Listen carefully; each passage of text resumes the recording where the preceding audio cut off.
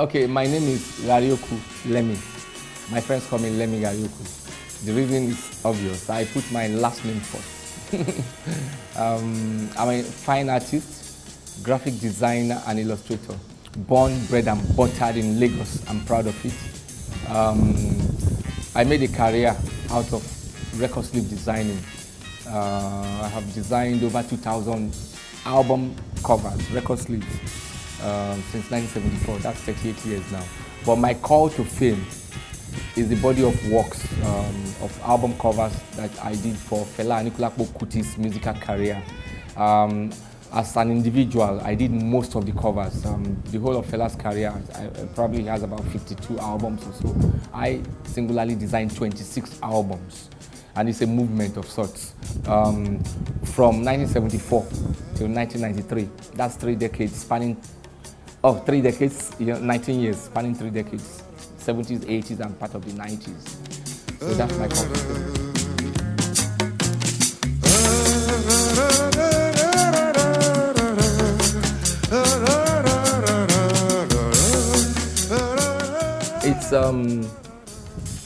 It's a normal museum, but it's not going to be average. It's a museum, to hold, put in place, sustain Fela's legacy. Because in Africa, we've always shied away from celebrating our own. I guess it's deriving from the colonial experience. We've been through so much, physically and mentally. We like one of the inferior races on earth today because of the kind of miseducation we've gone through. Okay, this was Fela's last house, last abode. He lived here and he died here. His grave is downstairs, so it's very instructional that it's turned to a museum. So it's Kalakuta Museum. Fela named his house Kalakuta Republic. This is the 3rd Kalakuta Republic. The original one was burned down by about 1,000 soldiers in specifically February 18, 1977, immediately after Festac. That was on Moshalashi area of Lagos. Then the second one was in a street in Ikeja here, Tinuke Olabanji Street. Fela moved in there, he stayed there. That was second Kalakuta Republic.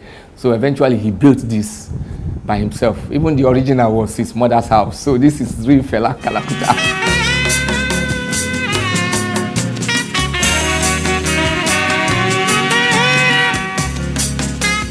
Fela got the name in the 70s. In Fela's lifetime, he probably was in court like 200 times. He had issues and issues with authority, with the system, with the armed forces and all that, because he was fighting for rights. So there was this incarceration, and he was put in a cell, and the cell was called Calcutta. But typical Fela, because he was trying to Africanize everything. Calcutta, if a typical African wants to pronounce it, it just become Kalakuta. So I remember those days, we started researching the word Kalakuta in African languages to see if we can get a meaning for it. And eventually, I think it's a Swahili word for rascal. So it's the rascal republic, the republic of the rascal people in society. But, rascal in a positive sense. Because, A lot of people say there's no place like home. But at Limelight Hotel and Suites, we have a place that's just like home. Limelight Hotel and Suites is located in the serene and homely countryside of Agoiwoye, Ogun State. Limelight Hotel and Suites offers you nothing but the best in hospitality and facilities that you will not find anywhere. We have 3 bars, an oriental restaurant with a guarantee of uninterrupted power supply, and reliable internet facilities, not forgetting our ATM machines and POS terminals to give you the ease of cashless fun. Come relax and retreat into the calm embrace of Limelight Hotel and Suites. For more information, log on to www.limelight.hotel.com or email us on info@limelight.hotel.com or call us on 0807-097-1904. Limelight Hotel and Suites, taking you sense, because Fela was a rebel with a cause. Wow, my relationship with Fela was very cordial. I was, like I say, I believe in predestination. I believe my meeting with Fela wasn't a chance meeting. It was preordained because I was prepared mentally to meet Fela and play that role. Before I met Fela, I was a Pan-Africanist, even though I may not know it, because I was very conscious and I always followed things that related to black people, so to speak, from diaspora. In 1966 specifically, I was conscious when Miriam Makeba left South Africa and stayed in the US in exile. I still have her first her album that she had with Harry Belafonte Orchestra, 1966. That same 66, I remembered when Millicent Small had this huge hit called My Boy Lollipop, and the Cadbury Nigeria had brought Millicent Small here on promotional tour. Then the earliest form of radio was like butter color with big knob, and it's called the Bush Radio, B-U-S-H radio, B-U-S-C-H radio.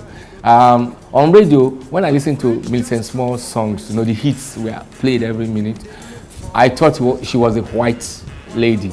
So when I saw her as a black lady, she was actually Jamaican. So when you hear their intonation, you won't know if they are white or black, from Britain. So when I saw her, I was so proud, like, wow, she's like me. You understand? So I was all that conscious. And as a student of Yaba College of Tech, secondary school, I went to secondary school. I'm proud to say I didn't go to university. I self-taught both art and my knowledge. I read. So Yaba College of Tech secondary school, those days there was this organization called NAPWA, N-A-P-W-A, standing for Nigerian Association of Patriotic Writers and Artists. Some of the members are still alive, like Rashid Gadamosi.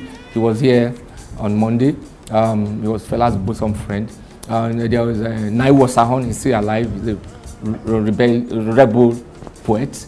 Wale Bokno is dead now, and so many others. So they used to have their meeting on the field in Yaba College of Tech.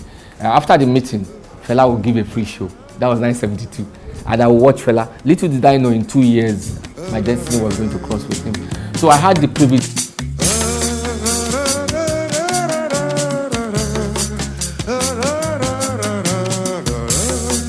Fela is was a very complex character.